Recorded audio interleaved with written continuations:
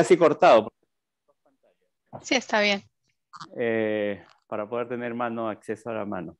Y lo último es, voy a hablar en castellano, ¿cierto? Sí. Sí. Vale. Sí, vamos a ver cuántos seminarios podemos tener en español, castellano. Me lanzo, a ver. ¿Me confirman que están viendo esta? Estamos viendo tu computadora, sí. Con los slides partidos. Ajá.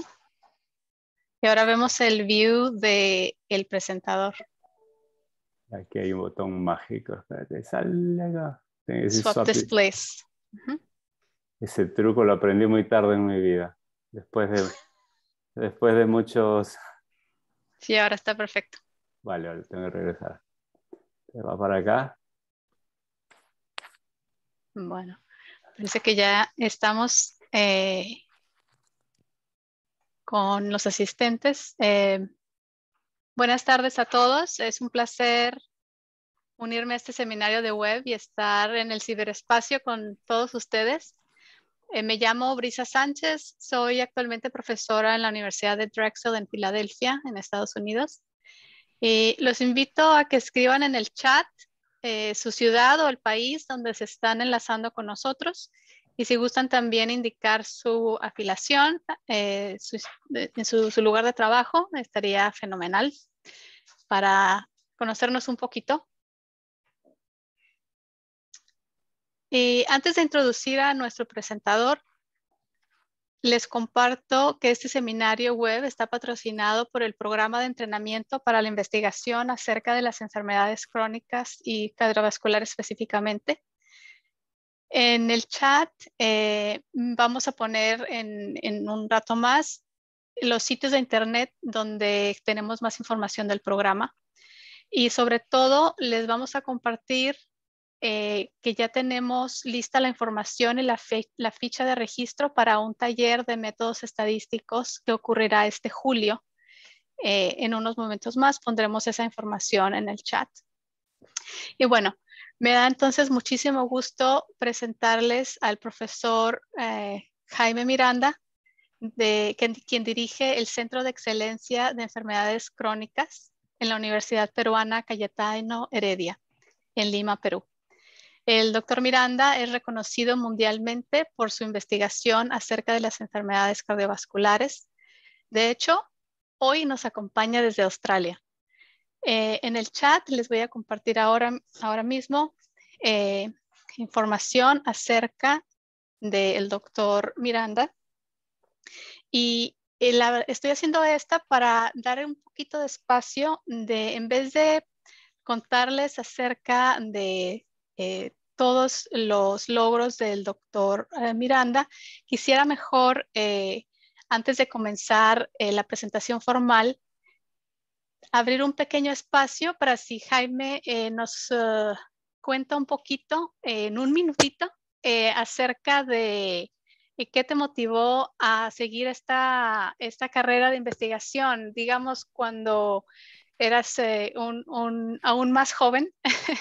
¿Qué te impulsó a llevar a cabo esta carrera de investigación? Yo les voy a contar, ¿me escuchan, no? Sí. Que la respuesta que le voy a dar me va a golpear como una cachetada, porque ahora tengo 2 hijas adolescentes que me hacen la misma pregunta. Y creo que mucho de mi ímpetu de estar acá, desde el lado de hacer preguntas de investigación, parte de hacer cosas tan sencillas como decir ¿por qué? ¿No? Pero ¿por qué? Y por eso digo que esa pregunta me golpea como cachetada, porque ahora tengo 2 adolescentes que me hacen la misma pregunta. Y no sé si es la adolescencia o es la genética. En fin, pero en esta cosa de por qué, entrenados en medicina, y particularmente entrenados en Perú, con muchos retos y viendo estos estándares y viendo cómo las cosas progresan, igual acarreamos muchos déficits. Entonces, esta pregunta de por qué. Yo recuerdo 2 momentos muy claros en mi rotación de interno de medicina. Un día, una madrugada, saliendo de guardia después de un parto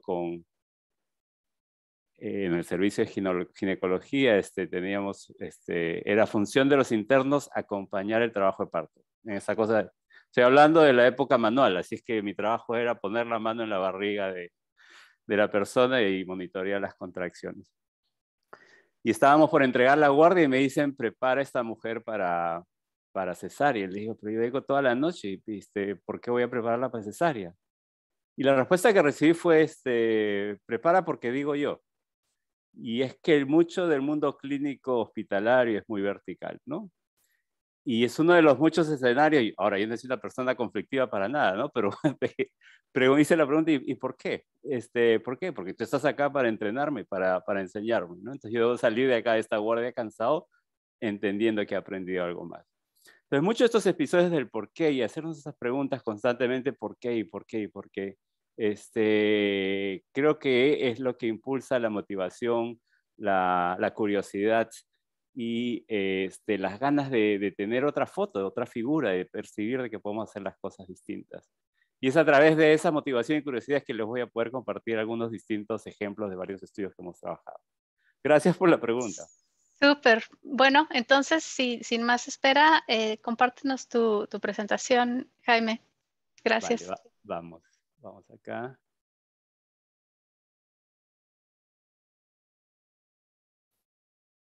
Vale. ¿Me confirman que está?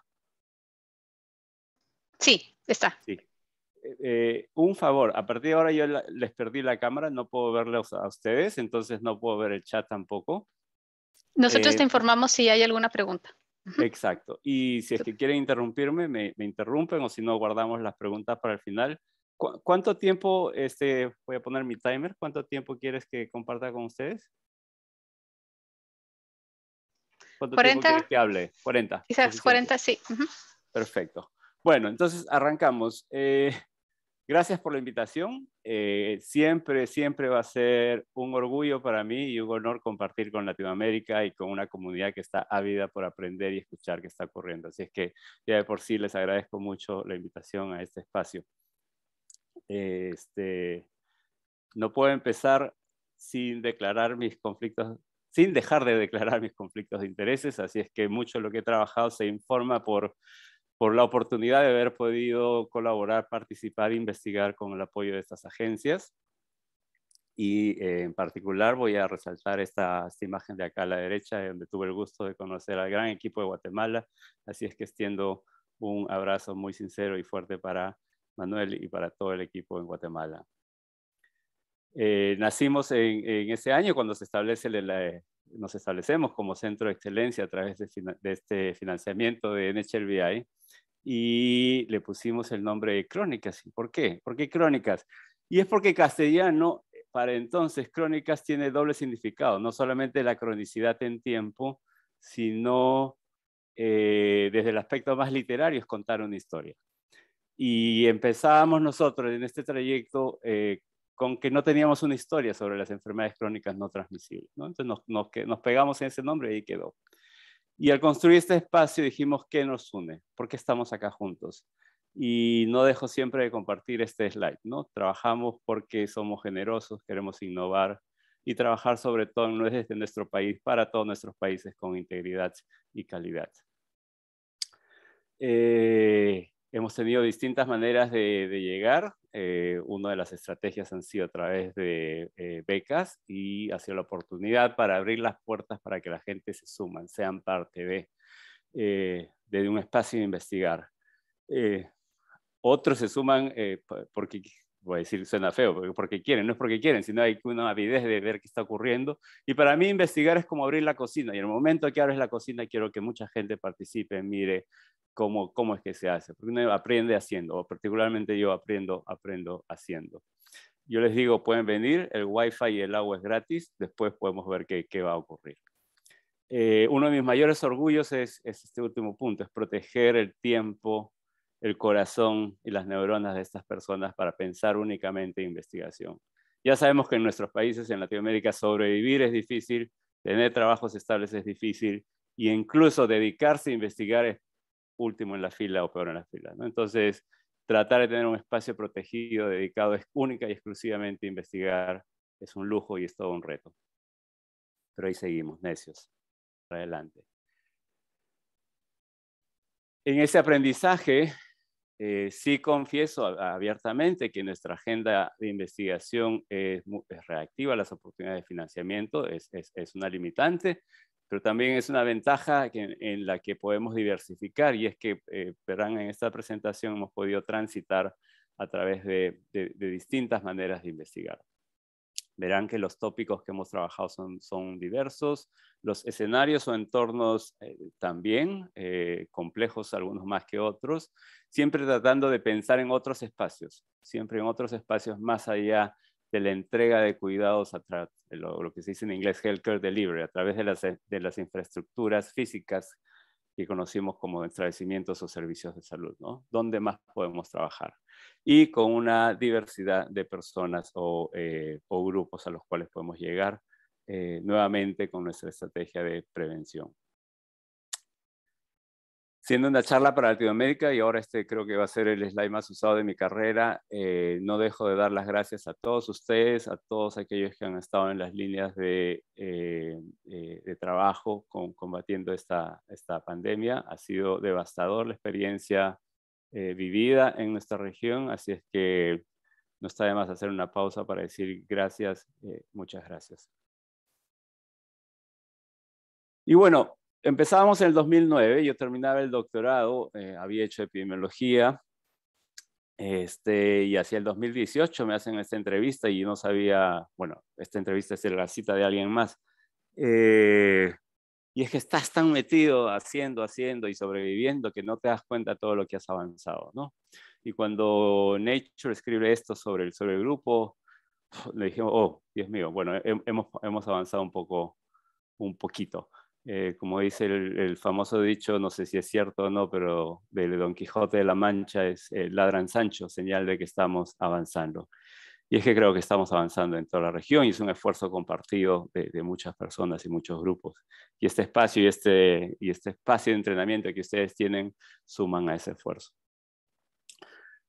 ¿De dónde vengo? Y cuando hago la investigación, ¿cómo la pienso? ¿Cómo me veo siendo parte de? Y es que tengo que conversar, escuchar, aprender de y entender cómo es que estas distintas disciplinas conversan, priorizan, formulan, problematizan, etcétera, ¿no? Entonces, es una ventaja tener la oportunidad de escuchar a todas estas disciplinas y no quedarte solamente en tu nicho. Nadie es dueño de la verdad.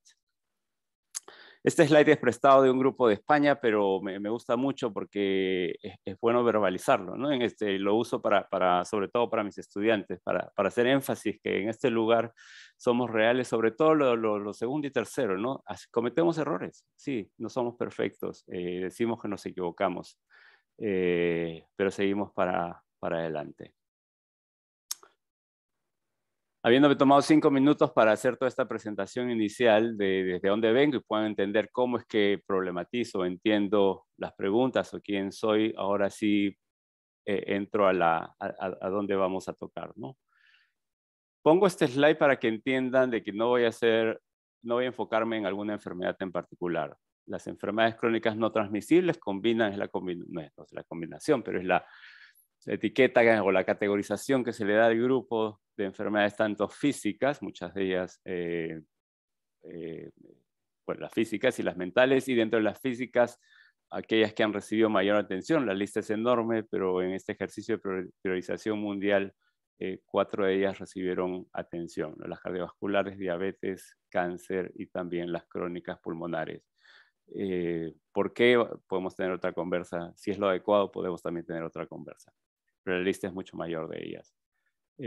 Hago énfasis en que las enfermedades crónicas mentales también son muy importantes y hemos aprendido mucho de su presencia, y no solamente su presencia, sino su incremento en estos años recientes durante la pandemia.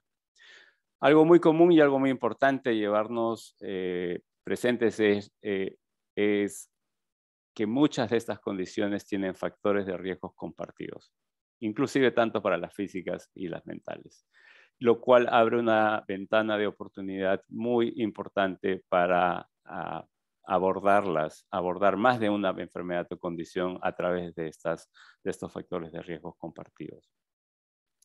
Esta segunda sección de este slide hago esta separación donde voy a hacer énfasis entre hablamos de poblaciones o de individuos. Suelo tener una preferencia yo hacia intervenciones poblacionales, pero no está de más pensar en estrategias más individuales. Mi siguiente slide hace esta aclaración. Cuando hablo de poblaciones no hablo de toda una región, sino hablo de identificación de grupos amplios más allá de grupos de alto riesgo. ¿Okay? Tengo sí yo un sesgo predominante hacia la prevención. Entonces, gracias a la pregunta que me hiciste de por qué yo dejé mi práctica clínica hospitalaria muy temprano y empecé a buscar mi lugar como médico o como profesional de la salud y terminé encajando, creo que me siento más cómodo desde el lado de la prevención.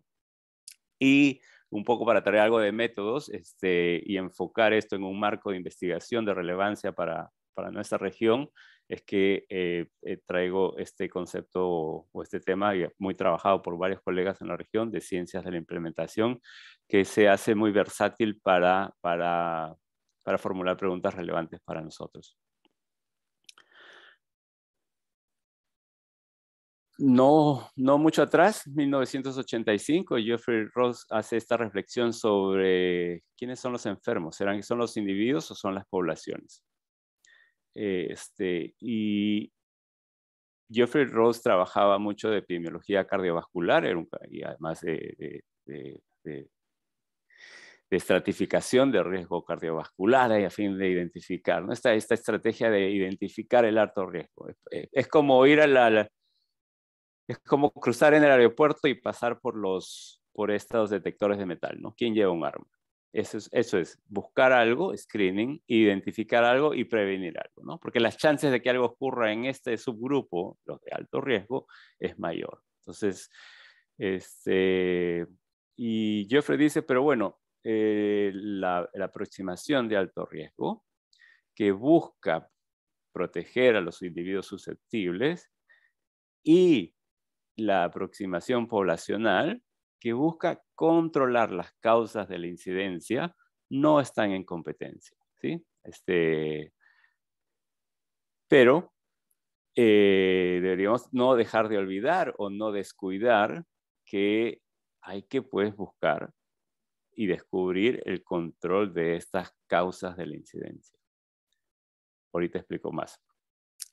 Nuevamente, en este contexto, y de hecho la epidemiología cardiovascular, no la epidemiología, pero la investigación clínica cardiovascular es una de las más prolíficas, es una de las más la que más produce trials en este país, ¿no? Entonces, en el campo cardiovascular hay mucha investigación, pero viene acompañada de una predominancia, si no exclusividad, en este enfoque del alto riesgo cardiovascular, ¿no? Entonces, Geoffrey Ross decía, pero recuerdan, les pongo esta gráfica, y en esta gráfica vemos una línea sólida que es los trabajadores públicos de Londres, y pone una línea punteada donde son los nómadas kenios. Si lo ves en el eje de la X, es una distribución, un cuadro muy simple, y tenemos dos curvas distintas. Y dice, bueno, ¿qué está pasando? ¿Por qué? Y si es que fueras a poner los puntos de corte ahora, digamos hipertensión arterial sistólica por encima de 140, hagamos este corte imaginario en los nómadas de Kenia, muy poca parte de la población estaría en este corte de 140, ¿cierto? Mientras casi la mitad o cerca de la mitad de la población de Londres estaría cruzando esa línea de 140. Y dice, ¿por qué la hipertensión está ausente en los kenianos y está presente y es muy común en Londres? Y dice, la respuesta a esa pregunta tiene que ver con los determinantes de la media poblacional. Miren la figura. Por lo que distingue ambos grupos no tiene nada que ver con las características del individuo. Tiene que ver con esta transición, este cambio, el shift de toda la distribución. Hay una influencia masiva, gruesa, tosca, notoria, perdón, Pea, que está actuando, no en el individuo, pero está actuando en toda la población. Y recordemos eso, tenemos estas influencias masivas que actúan en toda la población. ¿Ok? Hemos hecho este ejercicio con varios de ustedes. Creo que Cecilia está, este es el slide de Cecilia, en Salud Rural, donde hemos mirado a atributos de la ciudad. Y es otra manera de mirar cuáles son estas influencias masivas en la población y aspectos como aislamiento de la ciudad, fragmentación de la ciudad, densidad de la población, áreas verdes, etcétera. Tienen espacio, tienen influencia en toda la población y ahí verán el ploteo de cómo además es heterogéneo, tanto para índice de masa corporal, obesidad en categórica y diabetes mellitus.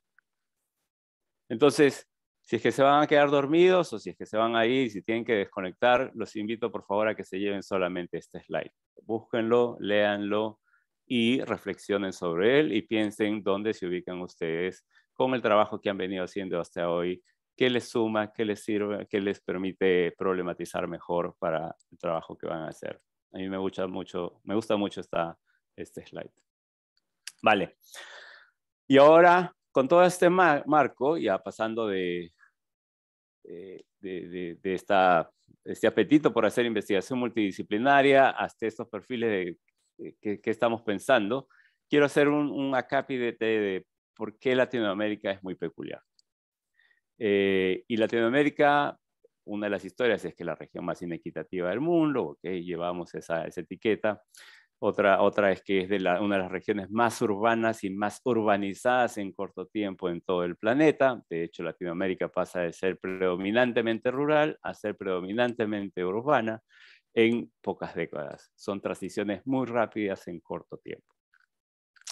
Pero también Latinoamérica lleva este capital humano que es muy peculiar. Y mis colegas en Guatemala, ustedes en Guatemala sabrán, conocen muy bien y son los que han llevado a cabo estos estudios en desnutrición crónica e intervenciones inclusive, y han hecho seguimientos a largo plazo. Aquí me pueden corregir si es que me equivoco, pero he estado intentando buscar estadísticas más históricas, no logro algún gráfico todavía de ellos, pero recuerdo, y parece que no era raro tener cifras o estimados de prevalencia de desnutrición crónica en población infantil cerca del 50% en Latinoamérica. Esta gráfica acá empieza en el año 2000 y estamos en 30%. Si retrocedemos esa gráfica 20, 30 años más hacia los 70s, hacia los 80s, esa curva naranja hubiera sido más alta. De alguna manera yo he intentado ubicarme, mi cohorte, yo soy del 76, la tasa de desnutrición crónica para mi país era cerca del 50%. 1 de 2 en mi promoción, que hoy día somos los adultos que estamos viviendo con este entorno y adquiriendo las enfermedades crónicas, no sé si adquiriendo, pero transitando a expresar enfermedades crónicas, 1 de 2 venimos con esta historia infantil de haber sobrevivido a un entorno y haber estado expuesto a un entorno con estos retos mayores. Entonces, tasas de desnutrición muy altas en nuestra región. Nuevamente con retos sociales mayores, ¿no? Retos sociales muy importantes, muy amplios, particularmente en poblaciones vulnerables, particularmente en población rural y sobre todo en población indígena. Y para mí esta reflexión es importante. ¿Por qué? Porque el capital humano que Latinoamérica ofrece al mundo y a la región, o sea, la población adulta, viene con esta trayectoria de esta infancia, ¿sí? Genéticamente, no somos muy distintos entre los seres humanos. Hay estas cosas de que el código genético de toda la población a nivel mundial no es tan distintos entre ellos. Entonces, esta historia de que los suecos son más altos que los latinos no es porque el DNA sea particularmente distinto, sino es que hay una historia de vulnerabilidades en la etapa de la infancia que acarrea y que penaliza más adelante. Y en este gráfico lo que quiero que vean es esta línea negra que se sostiene sobre este triángulo que nos da la idea de una balanza, ¿ya? Y hacia un lado tenemos la capacidad, y la capacidad es nuestro motor biológico, con qué motor salimos a operar en el mundo, que se determina por muchas series de factores, entre ellos factores maternos y factores de la infancia. Y segundo, con ese motor y con esa, si fuéramos vehículos, a través de DNA, todos tenemos el potencial genético para hacer Ferraris, pero lamentablemente nos quedamos con vehículos menores o motores con menores capacidades por estas penalidades que pagamos en la etapa temprana de la vida. En la segunda etapa de este triángulo, no segunda etapa, pero hacia el segundo lado vemos load, que es la carga, ¿sí? Entonces, a ese motor, ¿qué tipo de combustible se le da? Le damos aceite, gasolina o no sé, pueden pensar en cuáles son, cómo alimentamos este motor, ¿no? Entonces, ya a veces no lo cuidamos también. Lo sobrecargamos mucho si falla muy temprano. Y esto tiene repercusiones muy importantes. Desde el lado de los estudios de desarrollo temprano, está muy bien demostrado que esta poca inversión o estas fallas en inversión en capital humano en edades tempranas se traducen en retrasos y en pérdidas a largo plazo.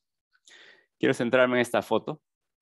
Esta foto, que es la foto de una neurona, y puse este título, ¿no? Es el precio de la sobrevivencia infantil. O sea, protegemos a nuestra infancia para que tenga menos de estos eventos adversos en esa etapa temprana de la vida, pero cuando llegamos a la etapa adulta, entregamos esta población a un entorno con otros retos, ¿no? Que es el tema de las enfermedades crónicas, básicamente. Hagamos el contraste. Tenemos esta foto de cerebros de niños nacidos, bueno, cerebros de niños que experimentaron a un año de vida desnutrición crónica y no. Este estudio no sería posible ahora. Son niños que tuvieron muerte súbita. Y vemos pues que el cerebro, bueno, las neuronas de estos niños normales, vemos conexiones, no voy a escribir, es obvio, ¿no? Finas, múltiples, variadas, ávidas, mientras que en un niño con desnutrición crónica vemos estas conexiones toscas, bloqueadas, mínimas, etcétera, ¿no? Y la pregunta que hago es si es que esto es lo que la experiencia de un niño con desnutrición que tiene un cerebro que expresa ya incluso a un año de vida estos patrones de desnutrición crónica en las neuronas. La pregunta que hago es cómo están esos órganos o otros órganos, particularmente los órganos que tienen que ver con la parte cardiometabólica y que quedan y salen así a trabajar en la etapa adulta de esta población, ¿no? Hasta acá, entonces, esta reflexión sobre Latinoamérica. ¿Con qué capital humano llegamos y a qué entorno lo enfrentamos? Entonces, esta reflexión de que este capital humano viene con estas penalidades biológicas de todos estos retos sociales y retos de sobrevivencia infantil, si vemos las cohortes históricas, y los retos nuevos del entorno a los que exponemos. Cambio un poco acá de ruta y unos 2 o 3 slides para enmarcar entonces con qué framework vamos a ver esta población. Implementation Science, ¿qué es? Y es el estudio científico de los métodos para promover el uptake sistemático de los hallazgos o las prácticas que están basadas en evidencia. Este uptake tiene que entrar en la práctica rutinaria, en la práctica rutina, en el día a día, para mejorar la calidad y la efectividad de los servicios de salud. Es una definición muy, muy sencilla, straightforward. Lo que se sabe que funciona, ¿cómo hacemos que se use? Y este llamado es que el campo de la ciencia de implementación invoca pues a tener un un amplio espectro, ¿no? Más allá de la investigación clínica tradicional, que se enfoca o enfocándose no únicamente en el paciente, pero también los proveedores de servicios, la organización de estos servicios, el aspecto más de policy y otras cosas. Entonces, esta reflexión de lo que idealmente funciona en un laboratorio, cómo es que pasa en la vida real, en el día a día. Otro ejemplo que es esta reflexión, ¿no? La ciencia de implementación examina qué trabaja, qué funciona, para quién y en qué circunstancias. ¿Ok? ¿Qué, para quién y en qué circunstancias? Una manera muy sencilla de recordar qué cosa es la ciencia de implementación. Y como soy una persona muy visual, ¿qué cosa es la ciencia de la implementación para mí, ¿no? Por un lado tenemos la ciencia del descubrimiento, el Discovery Science. Todos vamos a estar muy felices de haber llegado a este producto. El ejemplo actual es la vacuna, ¿no? La vacuna para el COVID. 2 años, perfecta, funciones, efectiva, bellezas, todos la quieren. Pero la realidad es que este producto tiene que salir a rodar, perdón por la foto, es un poco horrible porque era un video y yo soy malo con las imágenes, pero este producto ideal de laboratorio tiene que salir, rodar, transitar, enfrentarse, confrontarse, pelearse con la vida real e incluso fallar. Y es que muchas de las cosas que investigamos en un escenario de laboratorio no resisten la prueba de la calle, la prueba de la vida real. ¿Qué significa esto para el sistema de salud? ¿Por qué es importante?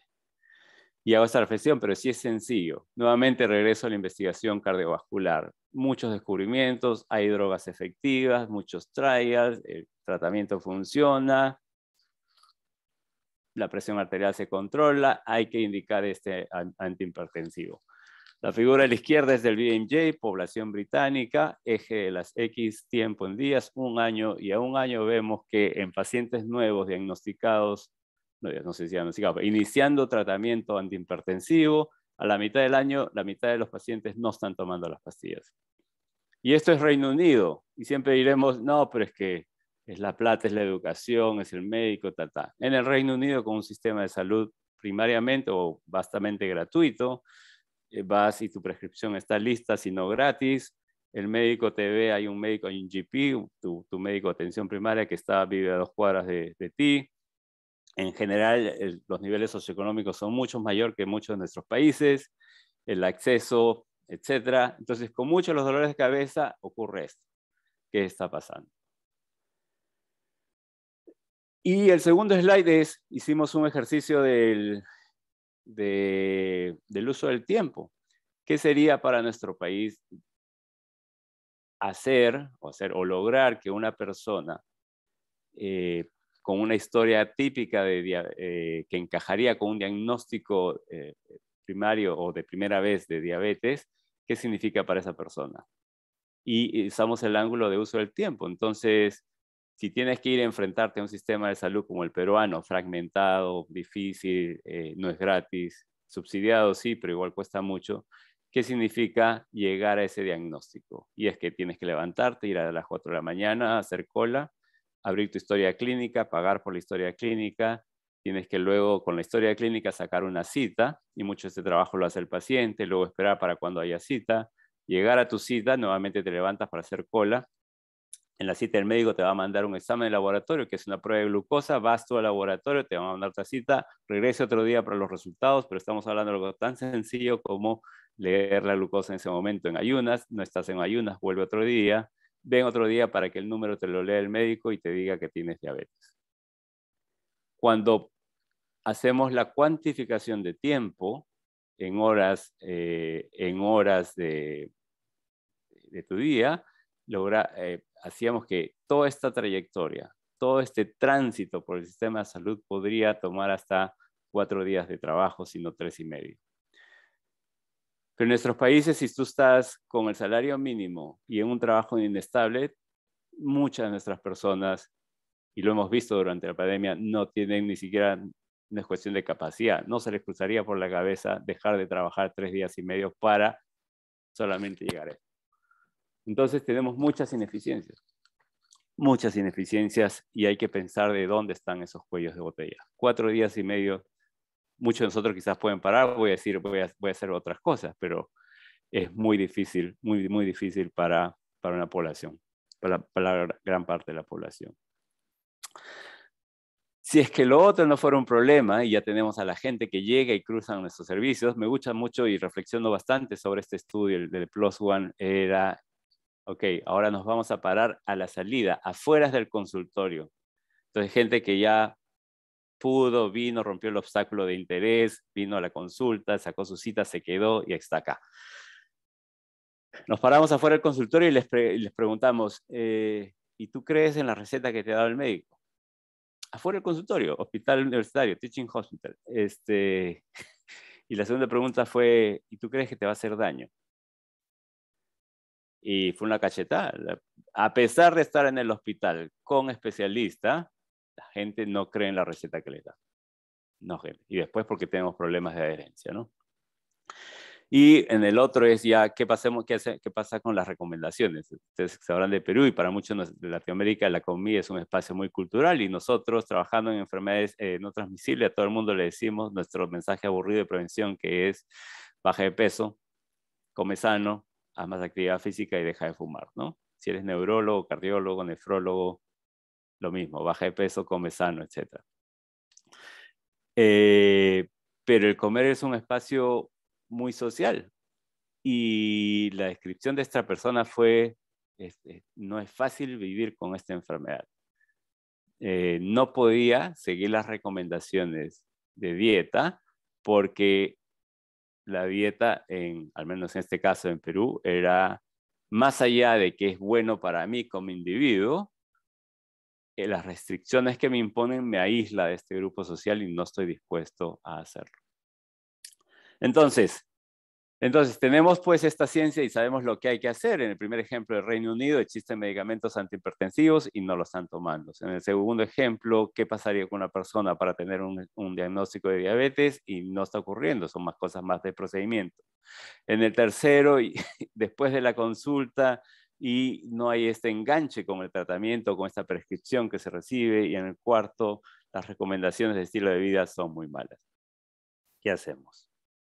Y todo eso tiene que entrar en nuestros contextos. Y alguna vez yo dije, bueno, sería bonito que el Perú llegue a la portada del New York Times, pero llegamos por el peor de los motivos, ¿no? Aquí está Perú en la portada del New York Times, y es que la pandemia ha hecho visible lo drástico y nefasto que ha sido que es dónde vivimos y cómo vivimos, ¿no? Y la experiencia que yo describo de la pandemia es que en Latinoamérica en general es que vivimos con esta catarata donde ya somos inmunes a las mayores y grandes deficiencias sociales que tenemos, ¿no? Entonces la pandemia ha sido como un abrasivo químico que te ha sacado así y te ha despertado de esa ceguera.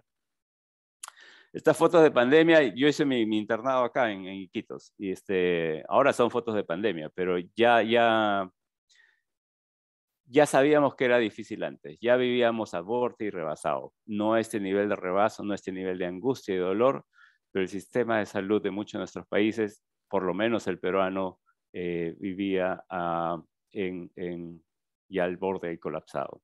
La pandemia lo que ha hecho ha sido empujado. Y entonces cuando me dicen, Jaime, hay que mejorar el sistema de salud, yo digo, pero ¿de dónde estamos empezando? ¿Cuál es el punto de partida? Estas fotos no sé de dónde son estas fotos probadas de internet, pero en mi imaginación es lo que tengo ahí enfocado, registrado como, este es el sistema de salud para mí. Y es que son infraestructuras, no voy a usar la palabra precaria, siempre queremos hacerlo mejor, pero son estructuras generadas o establecidas con un propósito que terminan morfando o terminan creciendo a agregarle más. Me gusta esta, la de la derecha. Ambas obviamente son unos retos de planificación y si no retos de las leyes de gravedad o sin pasar por los retos ocupacionales o de estabilidad de infraestructura. Me llama mucho la atención la de la derecha porque incluso te hay la capacidad para pensar innovativamente en mejoras, ¿no? Miren esa hamaca y miren el aire acondicionado. Dios mío. Y ante eso, ¿cuál es la experiencia de usuario? Yo he tenido la oportunidad de ser usuario en varios sistemas de salud, mal que bien,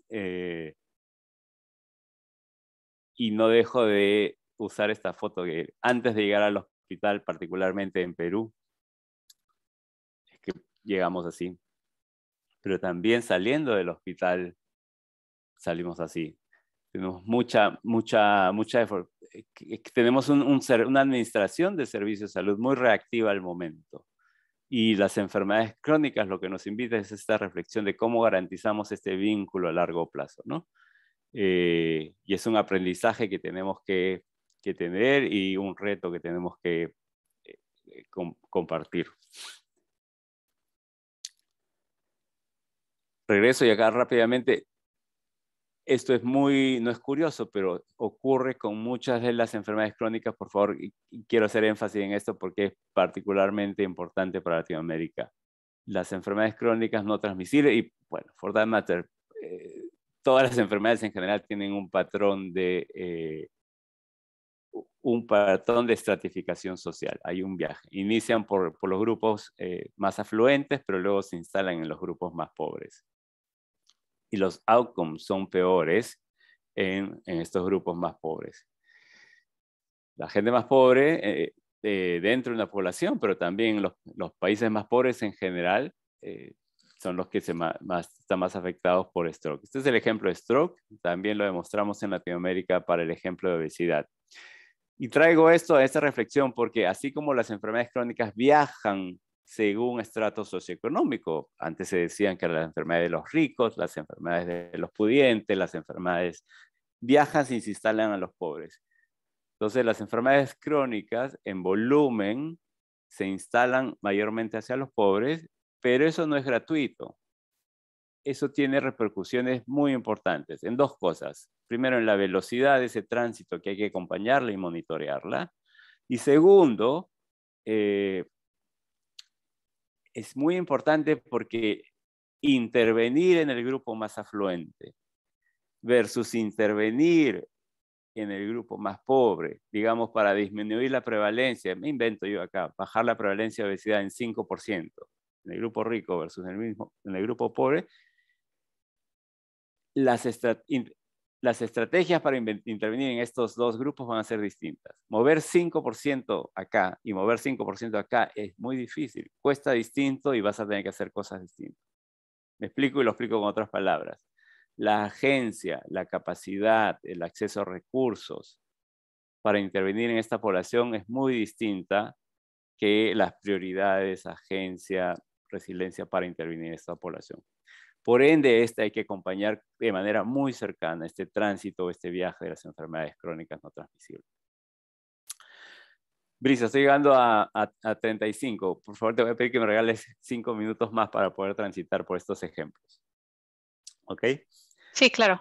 Gracias, gracias. Esto fue mi tesis de doctorado y cuando digo la importancia del contexto va porque, bueno, sabemos que hay muchas diferencias urbanos rurales, pero en el tiempo, ¿será que quién son los grupos que desarrollan mayor incidencia de enfermedad? Y los migrantes pues son este experimento natural que te dicen qué está pasando. No es esta asunción pasiva de que el migrante va a zona urbana y por ende adquiere todo lo malo. Mayor riesgo de incidencia en obesidad para el grupo de migrantes, mayor riesgo de incidencia de hipertensión en el grupo de los rurales y mayor riesgo de incidencia en el grupo de los urbanos para el caso de diabetes. Las incidencias son distintas de acuerdo al grupo. Segundo, este estudio fue hecho en Perú. Manuel recordará, lo presentamos en los centros de excelencia, fue qué está pasando en la interacción entre sujeto y entorno. Entonces, en Perú tenemos altura, 4.000 metros sobre el nivel del mar, el borde con Bolivia. Tenemos zonas subtropicales como en el borde con Ecuador, no tan urbanas, y tenemos este monstruo de ciudad de Lima con 10 millones de personas. Y siempre digo, si es que fuera yo ministro de Salud en Perú, ¿qué hago?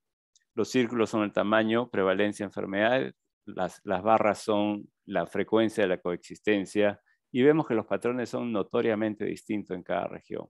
Entonces, una invitación a nuestros países, particularmente en la región, a mirar más allá de los agregados nacionales. ¿Qué significa esto para la implementación? ¿Qué podemos hacer? Y a partir de acá voy a transitar rápidamente por una serie de ejercicios o de estudios donde invito a esta reflexión y esta cosa de mirar las cosas de manera distinta, ya que ustedes se hagan junto conmigo la pregunta del por qué. ¿Por qué? ¿Por qué está pasando así? Y pongo este perro porque digo, sabemos que es un perro, obviamente es un perro. ¿Pero qué será? ¿De qué color será? ¿Tiene 4 patas o 3 patas? ¿Tiene manchitas o no tiene manchitas? Y es la curiosidad de ser investigadores para mí es, dibujemos juntos, hagamos la crónica de este perro. Vamos a pasar. ¿Qué es innovar? Es una definición muy tosca, grosera, incluso hasta ignorante, atrevería a decir, de parte mía, pero es preguntarse lo obvio y hacerlo obvio. ¿Sí? Saltar del qué se sabe al cómo lo hacemos. Y en persona, lugar, en tiempo, hay que preguntarnos por qué fallan los estudios, qué es lo común entre las enfermedades. Porque vamos a tener mayor oportunidad de llegar. Nuevamente, en esto de lo común, pensemos en los factores de riesgo compartidos, pero también pensemos en estas miradas de prevención. Y sobre todo, aprendamos de los estudios negativos, porque porque los Ferraris también fallan, ¿o no? Vamos, este estudio participó Guatemala y Argentina, lo hicimos con Manuel, muchos aprendizajes, un estudio muy, muy rico y de muchos,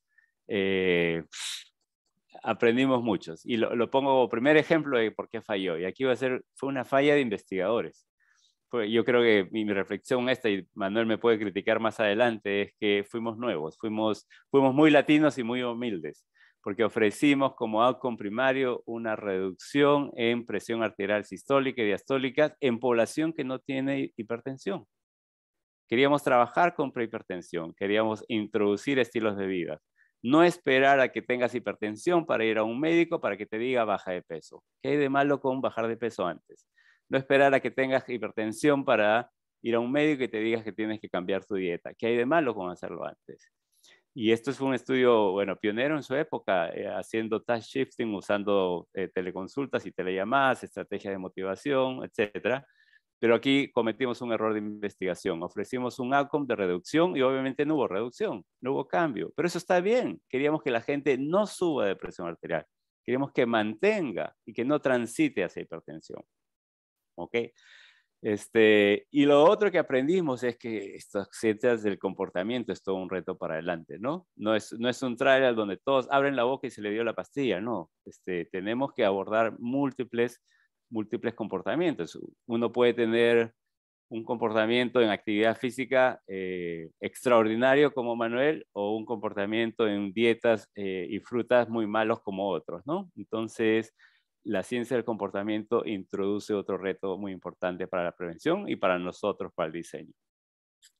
Tuvimos la oportunidad de regresar 5 años después y las buenas noticias fueron que los efectos son sostenidos. Así es que 5 años después, la estrategia o lo que se introdujo en esta intervención se sostuvo en el tiempo. Buenas noticias para todos nosotros.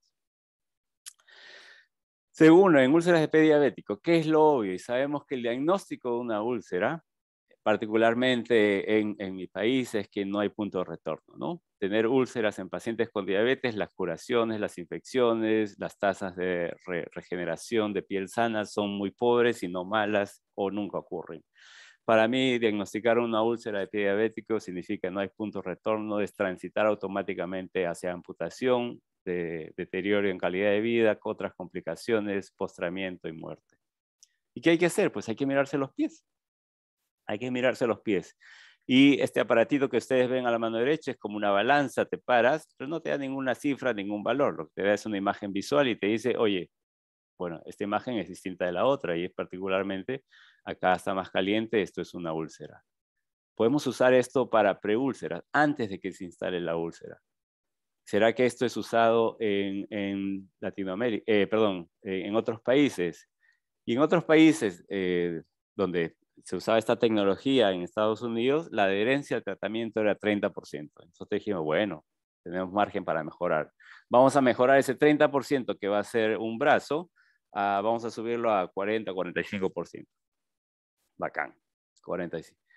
¿Qué pasó? Falló el estudio negativo, porque ¿cómo vamos a subirlo a 45%? Dijimos, vamos a usar tecnología móvil. Ya hemos aprendido en este estudio que podemos hacerlo. ¿Qué pasó? Avidez, no sé, la gente quería. La adherencia al tratamiento fue 80%. Entonces el margen para mejora con la tecnología móvil fue muy pobre. Estudio negativo, pero muy contentos de que haya sido pobre porque pudimos llegar con una buena manera a este grupo. La gente se enganchó y se enganchó muy bien. Así que replantear estas cosas de, ¿será que los mismos problemas ocurren en todos lados? Bueno, en este caso el uptake fue brutal. Otro, ¿a quién debemos llegar? La historia de las frutas y las verduras. Hicimos este experimento muy rapidito en la cafetería de la universidad. Ahí donde dice fruit es la fruta, bonito detrás de la ventana, nos decía, le preguntamos a la señora cafetería, señora, ¿por qué está la fruta acá? Y la respuesta fue, para que no vengan las moscas. Señora, ¿pero no quiere vender las frutas? Sí. ¿Y qué tal si la mueve? Bueno, entonces le dijimos, señora, usted despreocúpese, nosotros vamos a financiar las frutas. De hecho, fue la Fundación Maki, nuestra querida amiga Maki, venía todos los días a la oficina y traía las frutas. En la gráfica verán que hay 3 periodos, son los 3 periodos de intervención con unas pausas en blanco que dijimos, bueno, vamos a que se enfríen la cosa y vamos a volver a intervenir. La gráfica, perdón, la barra superior, el gráfico, la línea superior es el número de menús que se venden. En Perú almorzamos todos los días, nos sentamos a comer, se venden los menús, que es, bueno, otro día vamos a hablar de la cultura sobre la comida. Acá en Australia, en Europa o en Estados Unidos, la gente compra su sándwich y lo come frente a la computadora, ¿verdad? No, en Perú salimos a comer. Entonces se vendían los menús y, bueno, verán que esto es para decir que básicamente el flujo, la afluencia o el trabajo de esta cafetería fue relativamente constante en los 3 periodos. Primer periodo, observación, baseline, y abajo miren la cantidad de frutas que se vendían. Estaba ahí donde dice frutas, ¿no? Muy lejos. Fase 2, intervención 1, cambiamos de lugar. Se acerca la fruta. Y las barras en la fase, en el eje X, ven que se van haciendo más presentes. Y en la fase 3, la intervención 2, que fue, le bajamos el precio. La fruta costaba $1 y creo que la bajamos a 50 centavos. Y ven que las barras se hacen más frecuentes. Sí, entonces ¿cómo engañamos? Engañamos a las personas a hacer lo correcto, ¿no? Aprendizaje total fue que este cambio funciona, pero funcionó por las mujeres.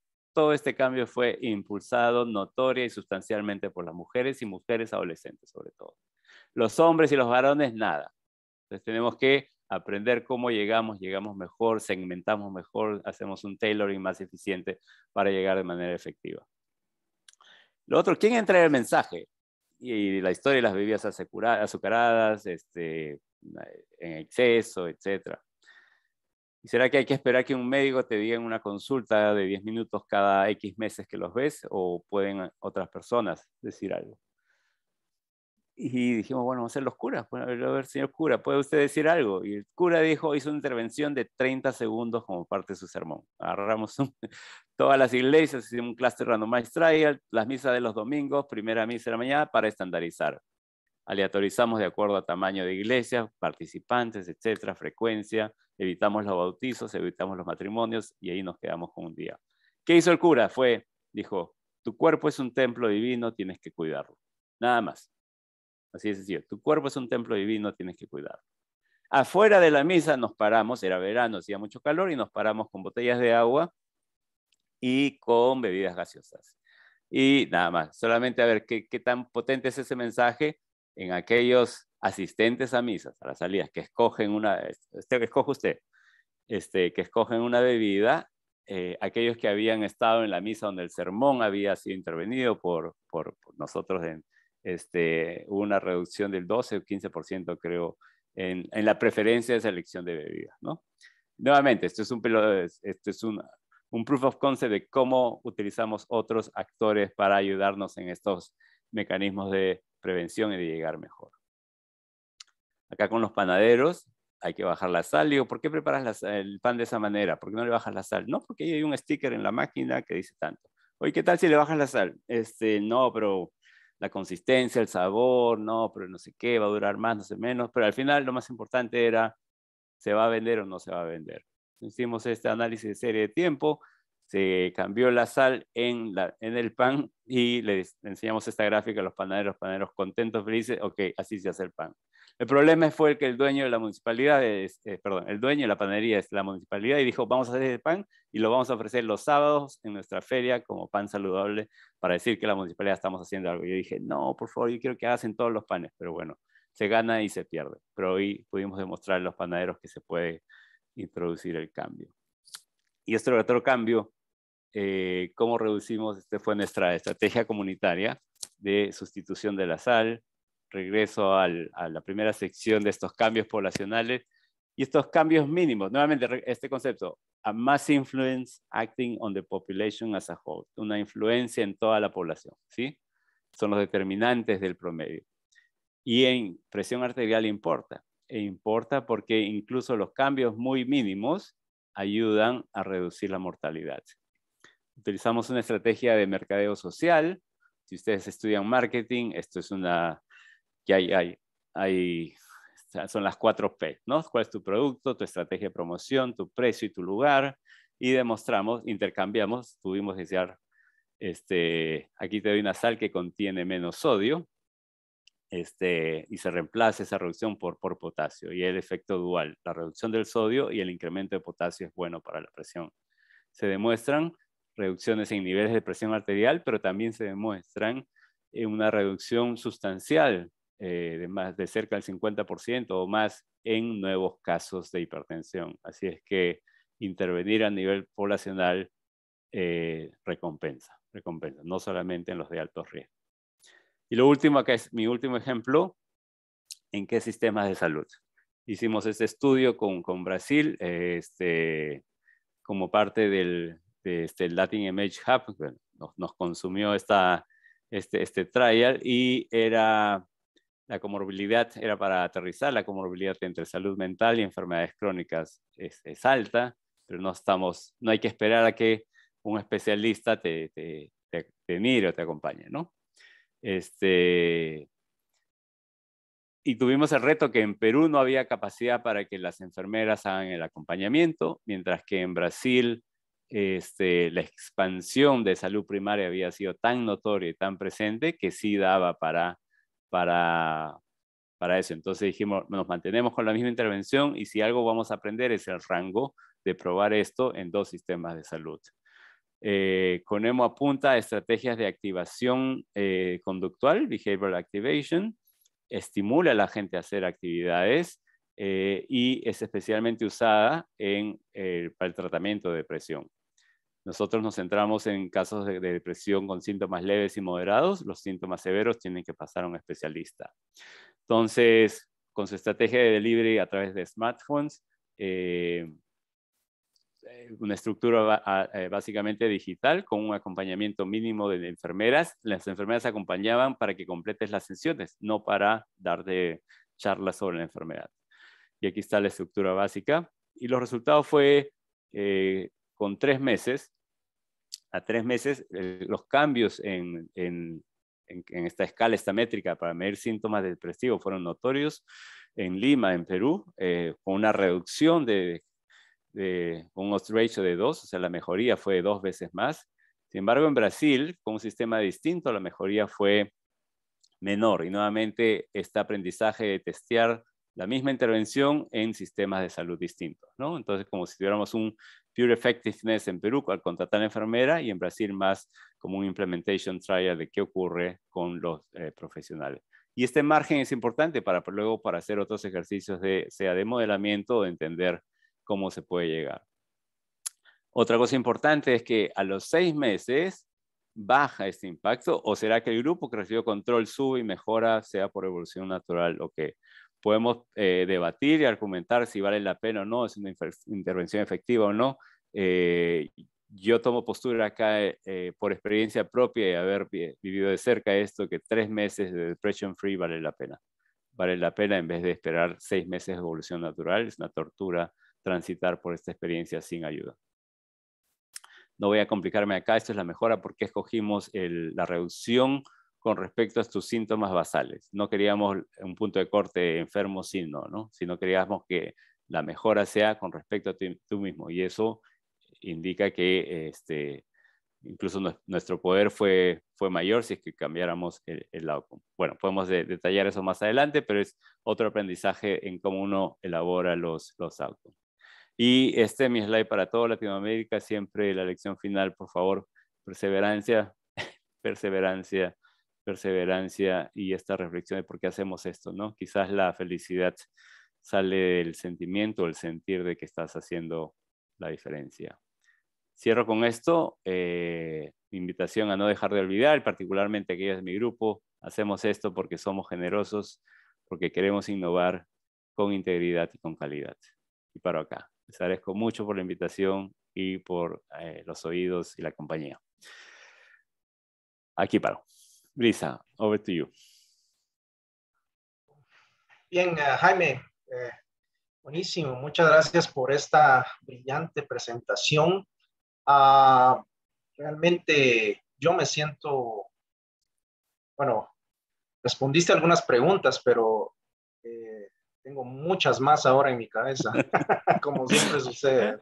Ese descubrimiento, esa implementación, sabemos muchas veces qué se puede hacer, pero cómo hacerlo es increíblemente difícil. Y lo has vivido, nosotros lo hemos vivido, todos los que hacemos investigación e implementación. Uno piensa que las cosas son sencillas, de dar un mensaje sencillo, pero luego viene una serie de complejidades que no esperábamos. Y a veces logramos de inicio o durante la evaluación de necesidades del proyecto saber que encontramos cosas interesantes que las aplicamos, pero luego vienen otras. Y bueno, por falta de tiempo no vamos a poder hacer muchas preguntas. Solo me gustaría hacer un comentario final de que este seminario web es parte de un proyecto que tenemos entre INCAP y Drexel sobre determinantes sociales de las enfermedades cardiovasculares. Jaime presentó bastantes datos al respecto y tenemos estos seminarios una vez al mes, así que estaremos ahí informándoles de estos seminarios que tenemos cada mes. Y aparte de eso, Brisa acaba de poner en el chat la información de un taller sobre métodos de regresión que vamos a tener en julio, una semana intensa de varias horas al día, donde buscamos que centroamericanos en particular puedan estar en este taller. Pero bueno, si hay espacio, pues podremos aceptar peruanos. Veo que hay bastantes seguidores de Jaime en la audiencia de Perú. Eso es bueno. Dice mucho de Jaime. Y bueno, así que pueden ver ahí lo que va a suceder en julio. En junio vamos a tener otro seminario como este. Y realmente creo que, o sea, nosotros que nos apasiona la investigación, nos intrigan muchas cosas, lo bueno y lo malo que salen los proyectos, ¿verdad? Hay cosas que lo pensamos muy bien y funcionaron y otras cosas que nos sorprendemos de que no funcionan. Necesitamos muchas más manos para trabajar en esto. Somos pocos realmente y hay mucho por hacer, y particularmente en este tema de enfermedades crónicas, enfermedades cardiovasculares, y cómo hay una serie de determinantes, no solo sociales, sino también ambientales y otros, que hacen difícil la tarea.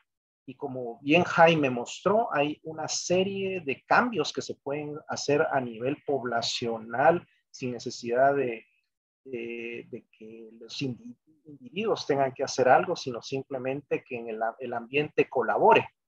Pero obviamente hay muchas cosas que se deben de hacer a nivel individual, porque vieron que